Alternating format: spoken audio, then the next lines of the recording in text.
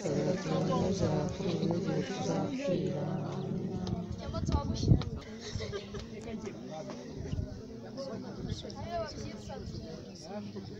Mariya mutagatifu mubyeyi w'Imana, urabidusabira turabanyabyaha kuri ubu n'igihe tuzapfira.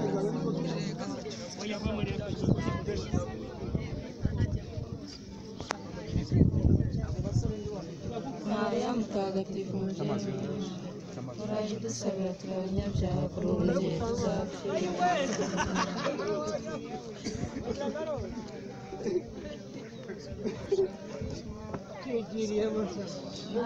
Tugiye kureba kajya karatembere karebe twigere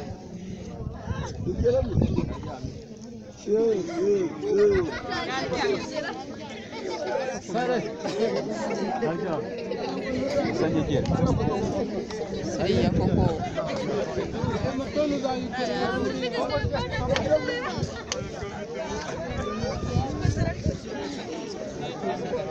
Vamos.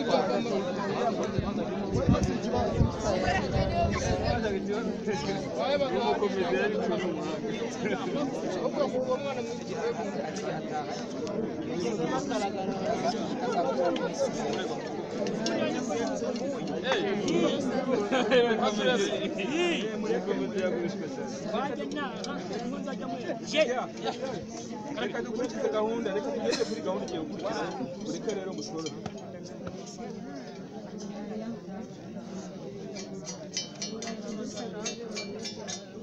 Nyagasani Yezu Kristu igihe amaze gatatu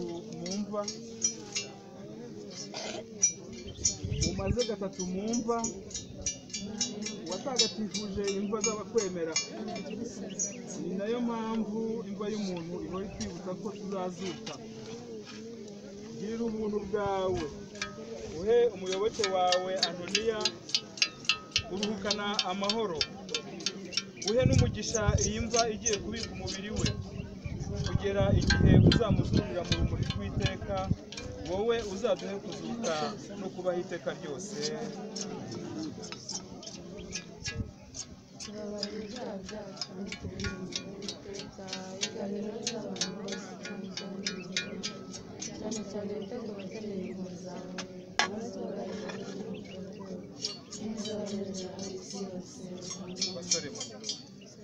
Abasore mu muterure muzana ageremo n'abajya hasi bamwari agira abajya hasi nk'abangahe hanyuma abandi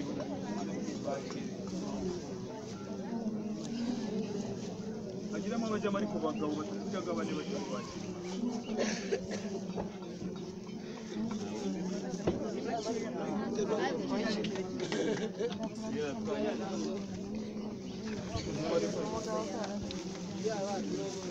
Mariya mutagatifu mubyeyi w'Imana, urabidusabira turabanyabyaha kuri ubu n'igihe tuzapfira.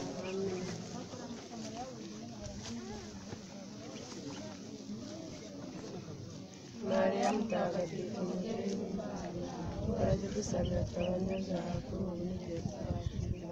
Mariya mutagatifu mubyeyi w'Imana,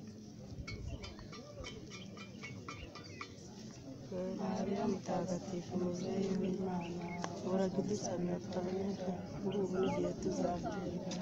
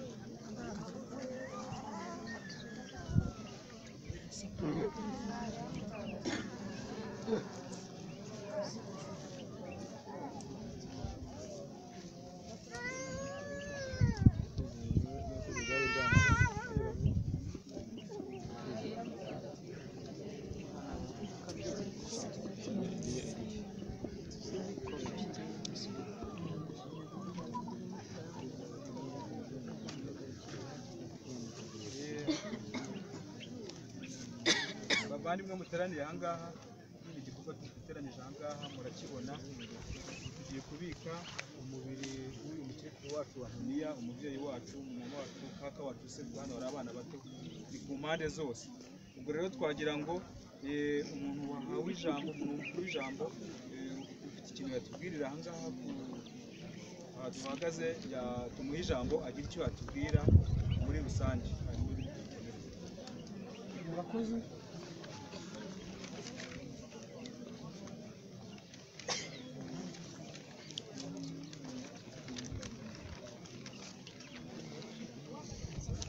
Nagira ngo bagezeho amateka y'uyu mubyeyi n'umuvandimwe wabivuze. Amateka ya nyakwigendera Ntoniya yikuze, yavutse ku itariki ya mbere z'ukwezi kwa mbere umwaka w'igihumbi kimwe magana cyenda mirongo itatu n'umunani, yitabye Imana ku itariki ya karindwi z'ukwa karindwi akaba apfuye yari afite imyaka 80. Yashakanye na Justine mu mwaka w'igihumbi kimwe magana cyenda mirongo itandatu. Yabyaye amabyaro 8, bariho n'abana 2 bapfuye ni batandatu. Asize abuzukuru 27, asize undi abuzukuru 27, abuzukuruza 5. Amateka rero yamuranze mu by'ukuri, yabanye neza n'abana bose hamwe. Impamvu mvuze ngo abana bose hamwe, yashakanye, umugabo bashakanye ari we Justine, yari afite undi mudamu, barabyarana nawe, babyarana nabo, aho ashakiye Ntoniya nawe barabyarana. Ariko Justine amaze kwitaba Imana, Ntoniya yagerageje kuba muri ba bana neza, abana nabo neza, ababumbira hamwe, abana barakura kuvugwa kugeza n'uyu munsi nta macakubiri arangwa muri abo bana. Niyo mpamvu rero ndetse abana neza n'abaturanyi bose.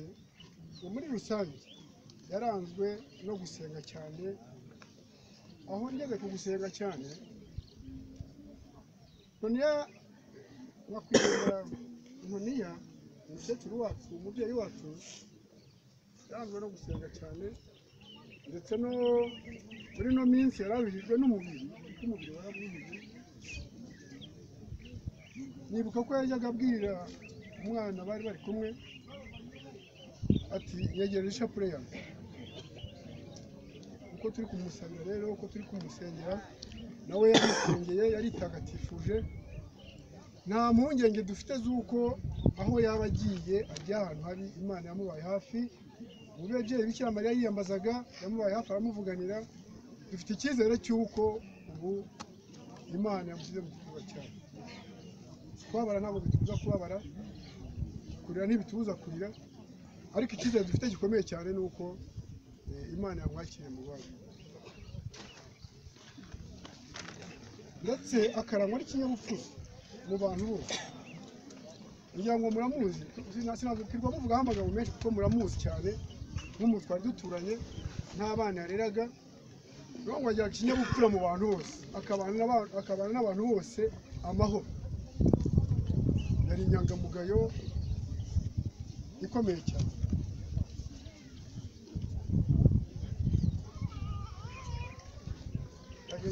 Yagiraga neza abamugana bose, yagiraga neza abamugana bose.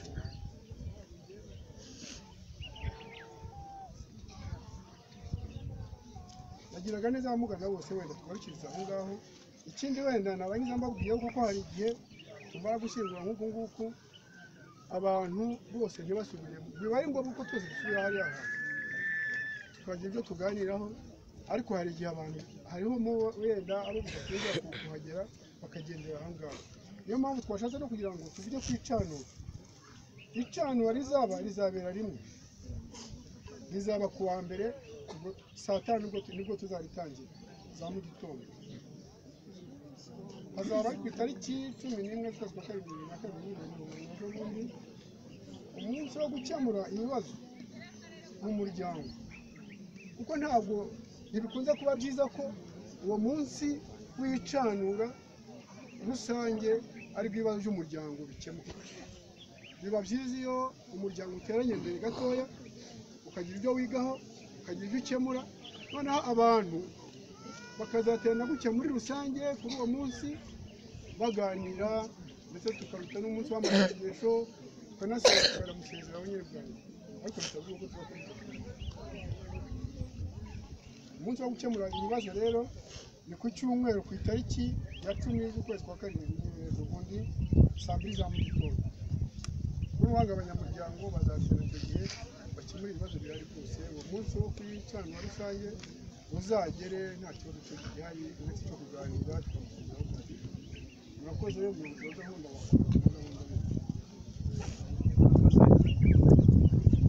uko Imana ishobora byose yashatse kwihamagarira umuvandimwe wacu, tugiye kubika umubiri we mu gitaka kugira ngo usubire aho waturutse, kandi kubera ko Kristo yazutse ari uwa mbere mu bapfuye, akaba ari nawe uzaha umubiri wacu gusa n'uwe wazutse. Muze tutakambire umuvandimwe wacu kuri Nyagasani kugira ngo azamuzure ku munsi w'imperuka, amushyire mu batagatifu no mu bwami bwe. Nyagasani namuhe iruhuko ridashira, maze umubiri we, maze urumuri rw'iteka rumumurikire, naruhukire mu mahoro. Amen.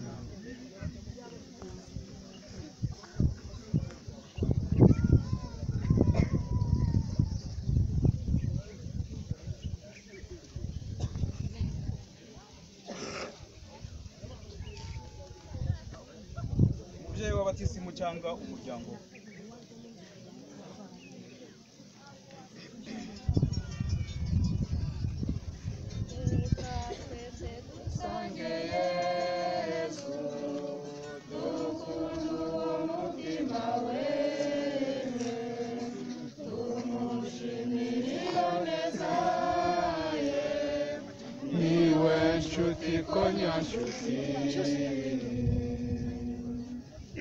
Abantu banyituye nabi ntibakirusha bankunda,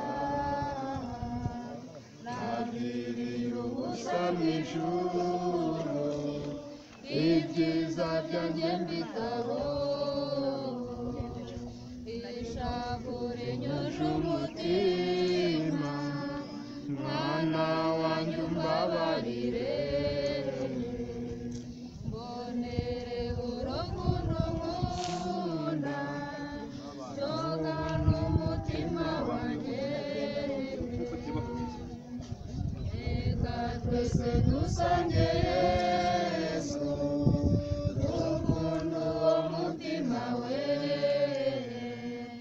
tumushimire iyo neza ye, niwe nshuti ko nyashuti, bukeye nuko bukeye, nturahameze nk'imbohe, ari ugukunda gusa abantu ab'ijuru bakumirwa, abantu ntibabiteho, wowe umubabaro mfite, ukineza itito indindi byogana umutima wanjye, reka twese dusange Yesu, urukundo uwo mutima we, umushimire iyo neza ye, niwe nshuti ko nyashuti,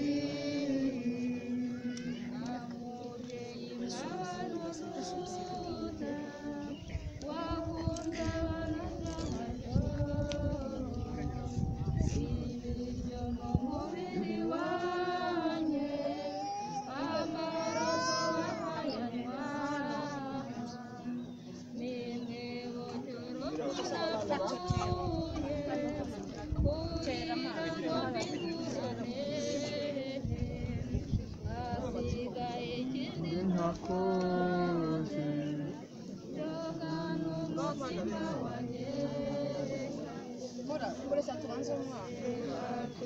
Dusange Yesu